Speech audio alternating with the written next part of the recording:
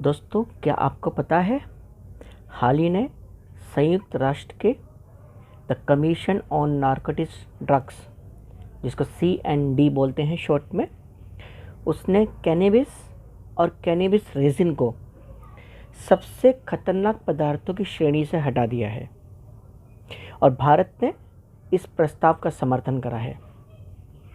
आप शायद सोच रहे होंगे ये कैनेबिस और कैनेबिस रेजिन क्या होता है और इससे हमें क्या फ़र्क पड़ता है। कैनेबिस और कैनेबिस रेजिन वही है, उस पौधे का नाम है जिससे भांग बनाया जाता है। कैनेबिस साइंटिफिक नेम है उस पौधे का। आम भाषा में आजकल इसको मरीजुआना बोला जाता है। भारत के गांवों में इसको भांग का पौधा बोला जाता है। क्या आप जानते हैं भांग और गांजा ये एक ही पौधे से बनाए जाते हैं और इनमें अपने आप में कोई अंतर नहीं होता है? जी हाँ, भांग और गांजा कैनेबिस के पौधे से बनाए जाते हैं। इनमें फ़र्क इस चीज़ का होता है कि भांग कैनेबिस की पत्तियों से बनाया जाता है, लीफ से, जबकि गांजा कैनेबिस की लीफ, फ्लावर और उसकी रूट से बनाया जाता है। भांग और गांजा बनते तो कैनेबिस से ही हैं, लेकिन उस कैनेबिस की नस्ल, ब्रीड अलग अलग होती है। जिस ब्रीड से भांग को बनाया जाता है उसे फीमेल ब्रीड कहते हैं, फीमेल प्लांट कहते हैं, फीमेल कैनेबिस कहते हैं, मादा कैनेबिस पौधा कहते हैं। और जिस पौधे से, जिस ब्रीड से गांजा बनाया जाता है उसे नर पौधा कहते हैं, मेल कैनेबिस प्लांट कहते हैं। भांग की पत्तियों का ज़्यादातर सेवन सुखा करके किया जाता है, लेकिन जैसे होली के समय में बहुत प्रचलित है भांग का सेवन भारत में, तो उस समय गीली पत्तियों को भी यूज़ किया जाता है। गांजे के लिए उसके जो बीज हैं, जो पत्तियां हैं, जो जड़ें हैं, वो हमेशा सुखा करके ही इस्तेमाल करी जाती हैं। गांजे में टेट्राहाइड्रोकैनाबिल नामक एक तत्व होता है जो गांजे में ज़्यादा होता है भांग के मुकाबले में। इसीलिए गांजा अधिक नशीला बन जाता है भांग के मुकाबले में। भारतीय संस्कृति में अगर हम देखें तो भांग का जो इस्तेमाल है, जो उसकी खपत है, हमें प्राचीन काल से मिलती है।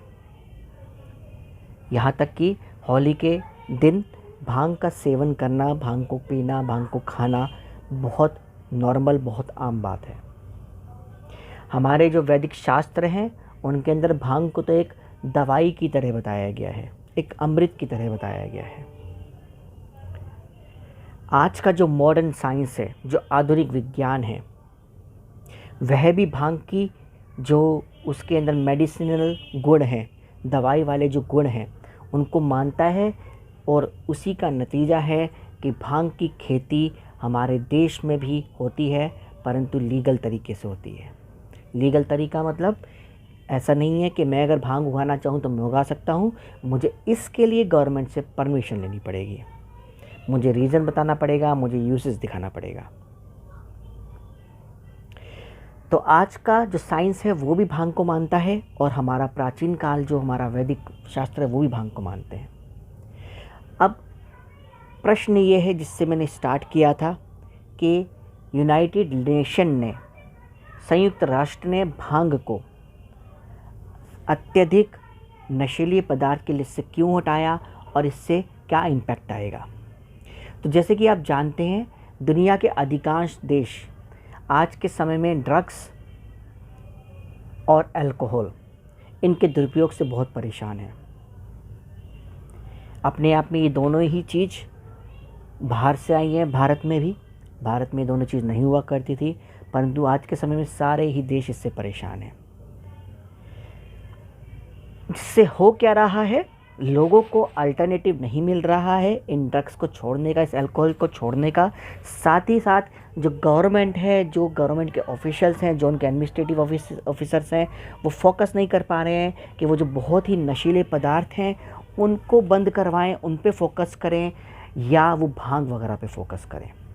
इससे इस लिस्ट से भांग यानी कैनबिस के हटने के बाद फ़ायदा ये होगा कि अब जो सबसे ज़्यादा ख़तरनाक ड्रग्स हैं, अल्कोहल हैं, उस पे गवर्नमेंट का फोकस रहेगा ताकि वो उनके ऊपर फोकस करके उनको बंद करवा सकें, और जो उनको कंज्यूम करते हैं उनको भी एक ऐसा अल्टरनेटिव मिलेगा, ऐसा उनको सब्स्टिट्यूट मिलेगा, ऐसा प्रतिस्थापन मिलेगा जो ले रहे, जो भी हाल वो ले रहे हैं, शराब पी रहे हैं, ड्रग्स ले रहे हैं, उससे बहुत कम प्रभावकारी होगा या बिल्कुल प्रभावकारी नहीं होगा।